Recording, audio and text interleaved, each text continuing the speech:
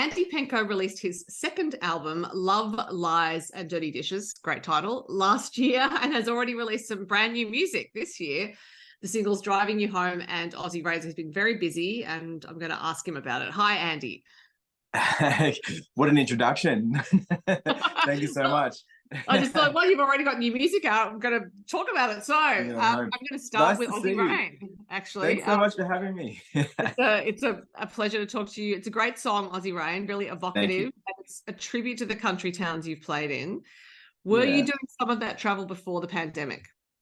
Yeah, I definitely was. I quit my job in 2017 to go full-time as a musician. Right. And I was starting to get some momentum, the balls were rolling, which was great. And then it all stopped, as we all know. So it's nice to be back out and doing it and getting it all moving again. Yeah. So pre-pandemic, how far and wide did you roam as a musician? So I think for me, because I was, still quite green, and I guess I am still quite green to some degree, but I think mostly New South Wales. I was just up and down the east coast of New South Wales. And I think for me, the past year, I've been lucky enough to get right around Australia, which has been great. I've still got a few more little places to go to leading up to the end of the year. But we've also gone overseas this year, which has been insane. So, whereabouts? So we spent some time in Nashville, did some shows in Nashville, which was really cool, and recorded a new album over there. And went over to Toronto and did some stuff over there too, in Canada and Montreal. So we kind of got around a little bit, which was fun. Yeah. So once the world started opening up again, where did you play first? Like, did you have an intention of thinking there are definitely some places I want to go to as soon as I can? Yeah. Well, the funny thing is, the song Aussie Rain is written about a small town called Coonabarabran, and that was one of the first places I went after the pandemic. I'd already had a connection with the town before that because I'd been there multiple times, but that's where the song really kind of got its wheels, I guess you could say. And I just fell in love with the place. So that's the place. And look where it got me. I gave him a song to say thank you. Well, give us the spiel about Coonabarabran. What is so great about it? It's funny, I think for me, anyone that comes from a small town, I grew up in a very small town on the south coast of New South Wales. It's called Sussex Inlet. There was 1,000 people there when I was a kid. So I've got a connection with small towns anyway. But for me, Coonabarabran is like a big warm hug. Every time you go there, you walk down the street and everyone's like, "G'day, how you going, Andy?" They all know you. They come to the shows. They support you. They buy the merch. It's just such a special little place. And I felt like I wanted to give them something, like to say thank you for being so welcoming to me. So I thought, why not? Give them a song. That's the best thing I could probably give them. So I wrote this little song for them about my journey, with the town and surrounding towns and being a musician and all that kind of thing. And it's been a really great ride. We dragged Duncan Toombs down there for a couple of days, who I absolutely love, and we did a music video down there, and we got the whole town. Like, we had the baker, the butcher, the candlestick maker, the whole lot of. We had the whole town involved. It was so fun. So yeah. So have you had some feedback from people in the town about not just the song, but the video? Yeah, we have. I launched the song down there a couple of weeks ago, and we had a lot of people come out to the launch, which was fun. And the video was shot all around town. So people were like, "Oh, that's my house. And that's where, that's the town clock. And that's all these kind of things." So it's a really nostalgic thing for the town. I think that they felt really grateful. I had a lot of support from the media down there too. So we were all the media and all the press, and they're all loving the song and the music video. So I'm heading back down there on the 24th of November to support Chocolate Starfish. There's a big festival down there called the Bumble Rumble. So if you haven't got your tickets, get them. It's going to be a lot of fun. And I'm playing the song there. So hopefully the whole town knows the lyrics by then, because I want everyone to sing it with me. The Bumble Rumble. Yes. It's a great little festival. It's a really inclusive festival. They have lots of Aboriginal and Indigenous elements to it, tribal dancing and all that kind of stuff, as well as some amazing musicians, local musicians, Indigenous musicians, as well as Chocolate Starfish, who are going to rock it out at the end, and we're all going to have a good time when they come on. So when you set out to play these country towns, do you plan far ahead, or is there an element of just putting your guitar in the car and seeing where you end up? Oh, I wish it was that easy now. I think at the beginning it was a bit like that, because I feel like it was more of the experience. But now that you're in the thick of building a business and that kind of stuff, you have to be kind of strategic about, you know, how much is it going to cost to get there, and all that kind of stuff comes into play. But I still kind of often drive through little towns, and I'm like, remember the name of that place, because I want to come back and do something there, you know, because there's always that place that, you know, you don't have to live in a town to be connected to it, I feel. You know, I don't even know, it might be a past life thing, who knows, I might have lived there in past life, but I feel quite connected to it. Are there any other parts of Australia you feel that way about? Definitely my hometown, Sussex Inlet. I think, you know, it's one of those places where every time I go home, you just feel this overwhelming zen, you know, because I'm so busy all the time. So I get home and my mum cooks, and you know, every time I play a show there, I was down there 2 weekends ago, and I've done 2 sold-out shows there this year, which has been insane. And I got to play in a little cinema there that I grew up in watching movies. And it's a little, it's an absolute iconic little cinema, and it's like, you know, all the seats are flat on the ground. It's not like, it's really old and really cool. And we sold it out, and I had some really funny stories to tell about it. And I had, you know, it was really cool, just reminiscing and going back to my childhood. Yeah. So, as I mentioned at the top, you've been busy releasing brand new music, and the album is barely old, basically, because it came out last year. So, was it a case of really like, like you know, you had released some singles ahead of the album, and then you were like, you know, I'm ready to release brand new music, or was it just that you had a lot of songs and you couldn't fit them all on that album? That's part of it. Yeah, I had a lot of songs available that I'd written, and that I feel like they were so special, and I didn't want to leave them behind. So Yeah, right. I kind of kept on, you know, kept with them. But I also wanted to do something a little bit different, you know, and the opportunity came up to go over and work overseas for a couple of weeks. I was over there for 7 weeks, and to write and record and learn new things, and work with some amazing songwriters over there and producers, which was really exciting. And I think that was something that I really needed to kind of, you know, take me to the next step of my career and where I'm heading. So I thought, well, why not? Let's do an album, you know, let's get another album out there. So that's how it came out. So I think we've pushed it back a little bit. We've got a few singles coming off the album, but we actually decided to do, we kind of split it in half. So half of it was recorded here, and the half of it was recorded over there. So it's just a mixed bag of things, which has been fun. I've had a lot of fun doing it. So, I mean, yeah, going overseas to record, you don't know what's going to happen. It's not something you've done before. Do you find that as an artist, you like to push yourself to try things that you haven't done before? Yeah, I think so. I think for me, it's the artistic side of the industry is so deeply embedded inside of me. You know, I feel like I constantly learn from other artists. There's so much inspiration out there. In Australia itself, there's so much. You know, I've been lucky enough to have spent time with some amazing songwriters and producers that, you know, I pinch myself sometimes going, I actually got to work with someone that I used to, you know, look up to as a kid. That's crazy. But I definitely find inspiration in everything, and I take a little bit from here and a little bit from there, and keep growing and keep trying to develop the career and sound. So when you went to Nashville to work, what did you find that was different about the way they do things there? Well, I don't know if you've been to Nashville, anyone I watching, haven't, no. but it's like a whole different world. It's crazy, you know. I think, you know, for me, I've learned the respect of the art form, you know, over there. And even here too. But I guess when you're going to Nashville, because it's such a bigger place, you know, America's a huge place.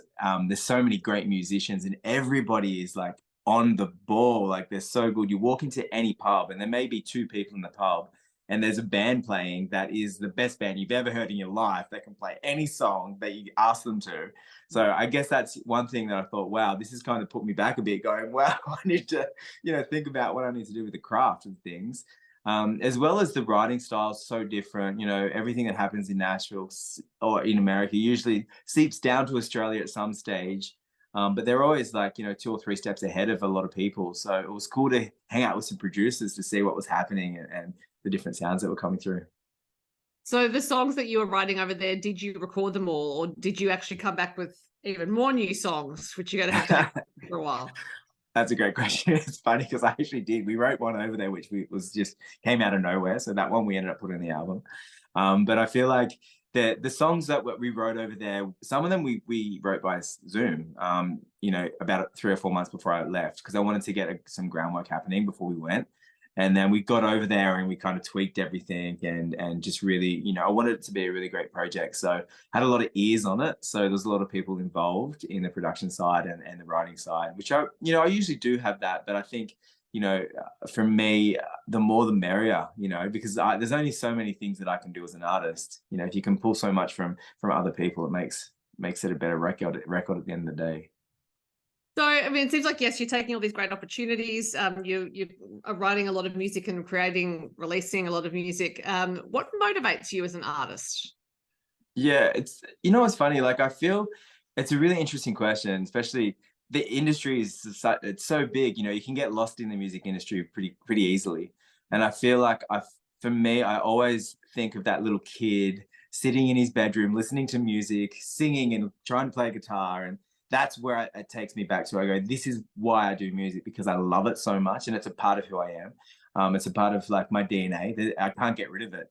It just follows me around wherever I go. But it's one of those things. It's like my happy place. It's a sad place for me. It's all those things rolled into one. So yeah, I'm grateful. I'm so grateful for music. I'm so grateful. It's one of those things that's kind of saved my life in many ways, for sure. Mm-hmm.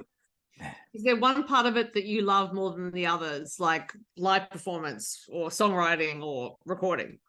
Yeah, I love live performance. I love the ability to be able to have a crowd just be extremely silent and then, perform a song and then have them come up to you afterwards and just, the emotions that you can get out of people and the connections that you get out of people. You can't get that through, a live recording.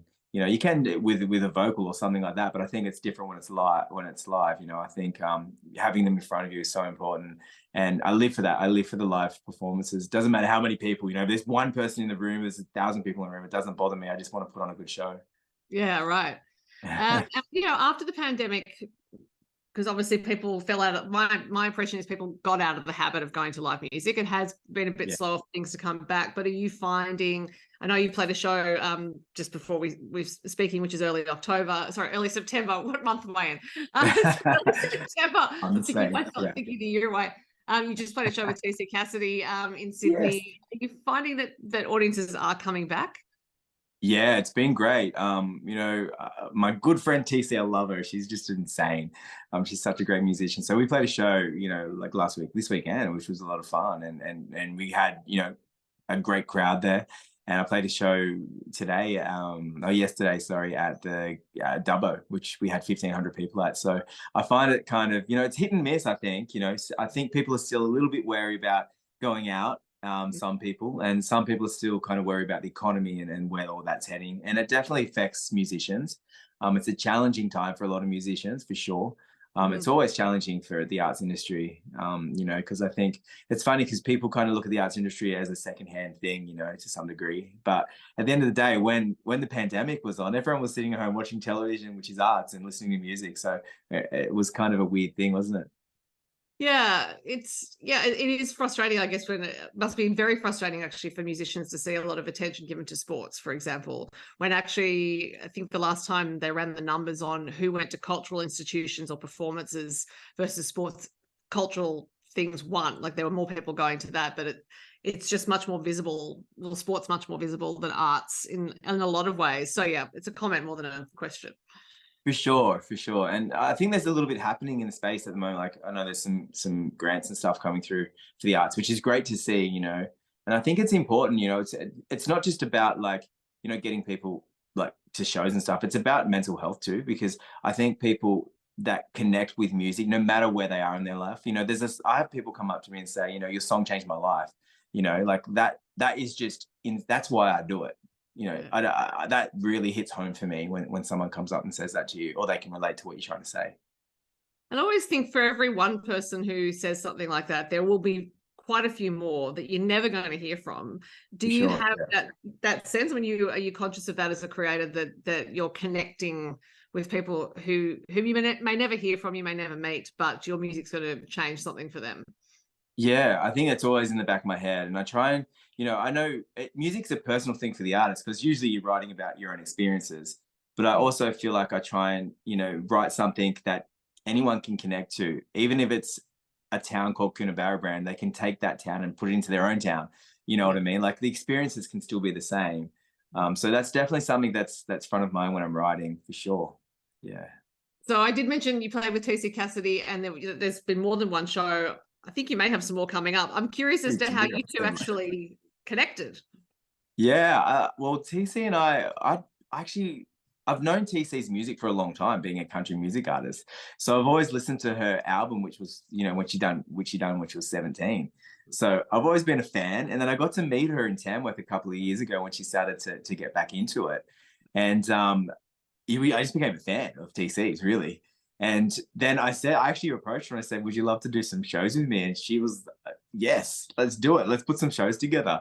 So I was so grateful that she said yes, because every time I see her, I'm still a fan of her music. So I love, you know, when you're doing a show with someone, I want to get out there and watch them as well. So I'm so grateful that she said yes. And we've got two more I think we've got two more coming up this year. And every show we've done has nearly been sold out. So it's crazy. And the dynamic's so different because what she does, you know, she's a country girl. She's like 90s country through and through. She's got, you know, she's influenced by that kind of music, which I love. You know, I'm a little bit more contemporary. You know, I love storytelling. I love that kind of stuff, you know, and that's really, I'm grateful that I'm able to do that, but I still have a contemporary vibe. So it's cool to have the two different styles. So that's a good lesson. And if you don't ask, you don't get, because you just asked. This is true. This is true. And, you know, I think TC's the loveliest person on earth. Like, she's so cool. She's such a nice lady. So I'm so grateful that she said yes. And we've got one in Tamworth, so you have to come. Yeah, right. There you go. Well, if the date's listed somewhere, I'll put it with the show notes. So you obviously had an instinct as well. So it was not just, oh, I like your music. There must have been something that made you think, that'd be an interesting thing to do. I think, you know, because my inspiration is a lot of 90s music, but more 90s rock. But I also feel like, you know, my mum listened to a lot of 90s country music. So I felt a bit of a connection because she, you know, we had a really great conversation when we first met about music and 90s country. And that was something that we really connected with, I think. So, yeah. I think it's another example of how the Tamworth Country Music Festival does bring artists together in all sorts of ways. It might be that you end up writing a song together or that you put on shows together. This is true, yeah, for sure, you know. And I feel like the cool thing about the country music industry is the support of other artists. You know, it's a big family, you know, like I feel like everyone's so supportive no matter what kind of style you do, you know. This country's so broad, as we know. There's so many different styles that fit in the umbrella. So you get to Tamworth and it's like a big family reunion, as you all know. And I think you have some other shows coming up with some other artists. I was looking on your website. It looks like you actually, it's a bit of a specialty that you putting on some shows with others. Yeah, I think it's breaks up the show. You know, like I feel, you know, I do a lot of shows where it's solo shows and they're hard work. It's hard work doing a 3 or 4 hour show. So it's nice to kind of be a bit lazy and half, you know, cut the show in half. But I'm a music lover myself. I love music. I love other artists. So I love watching people perform. So for me, I get the excitement out of, you know, performing with other people. So we've got a couple coming up. We've got a couple with Alan Fletcher from Neighbours, which is a lot of fun. So we're going to do a few with him and obviously TC, as well as some other stuff coming up. So watch the space. We can't tell you too much. We'll get in trouble from the management team, but we've got some cool things coming up for sure. So as a music lover, are there any albums you have that you might have been listening to for years that you will always listen to? They're like semi-constant rotation. Yeah, there's so many. I think, well, I like a lot of 90s rock, as you could probably imagine. So Matchbox 20 was like my favorite band back in the day. So I listened to a lot of their stuff. And then I also love Alan Jackson, like 90s country. So I listened to a lot of 90s country, especially his stuff way back in the 90s, you know, as well as Garth Brooks, lots of Garth Brooks. Casey Chambers, The Captain, probably one of the most spun albums that I've got. It's on rotation all the time. I feel like she was able to be so simple with her storytelling, but just so powerful. And that's such a gift. She's definitely a gift to Australian country music because I love Casey. You know, there's so many, anything Neil Young, anything Americana, I love listening to. Slim Dusty, my grandma actually gave me a bunch of Slim Dusty vinyls not long ago. Wow. Slim Dusty Love at the Opera House, and I've been playing those. Cat Stevens is another one who I'm a huge fan of. So I listen to a lot of Cat Stevens, and I think I've got a really strong respect for different styles of music, you know, because growing up in a small town, all I did was listen to different music. Right. And my older brother had an interesting music collection, which I used to kind of go and steal CDs and listen to them in between what I was listening to. I think that's what older brothers' music collections are for, to steal from. This is true. This is true. I used to get in a lot of trouble if I lost the CD, though, let me tell you. Yeah. As you should. I know, right? Yeah. But so as you said, you recorded an album in Nashville, so that suggests that there are some singles to come. So have you planned your releases, or are you just going to see how certain things go and choose your timing accordingly? Yeah, so I think well, I had such a successful last album, Love Lies and Dirty Dishes, which, you know, did this, you know, was in the Irish charts for 5 weeks and went to #3, and I got a Golden Guitar nomination because of it. Like, it was just a crazy time for me last year. Just everything blew up. So I thought, I just want to keep going. I just want to keep making music. So that's why we did this album. And we were staggering the releases. So the first release is a little bit later in the year of the album. I think it's October. I'm terrible with dates, but I'm pretty sure it's around that time. Well, I already said it was October, so there you go. Oh, yeah, God. So we've got that. And then, you know, I think people are going to be really interested in the style because it's so different, you know, because I've been doing a lot of storytelling stuff, which I think has come really natural over the last couple of years, because I've been traveling and meeting a lot of, you know, country folk, a lot of farmers, you know, with the song that I wrote, Ghostly Gums, with, you know, David Carter and Angela Bristow and Ash Kath Stewart. It was a song that was about farmers, and I've been meeting a lot of farmers at shows, so I can really relate to that song now. And the Coonabarabran song, doing a lot of traveling. But the next stuff is a little bit more contemporary. It's a bit more, you know, get up and have a bit of a dance, which people won't expect maybe, because I'm a bit of a slow songwriter, as most people know. Well, you're going to have to encourage people to get up and dance at gigs. I think, you know, we all need a bit of joy after the past few years. Yeah. It's actually good. That's a good point. You know, I feel like, you know, everything that happens in your life, we went through some pretty dark times, you know, in the last couple of years. So I feel like the joy is slowly starting to come back to it, you know, and it's nice to see so many Australian artists releasing so many fun songs, so many great songs that you can just tap along to and go, yeah, that's so good. That could be on any Nashville radio station. Yeah, it is definitely time for upbeat songs. Aussie Rain is one of them. Andy Penkow, we'll be talking about Aussie Rain. It is your latest release. People could go and listen to it. Thank you very much for talking to me. Thank you so much for having me. It was nice to see you again. Great to see you. Thank you.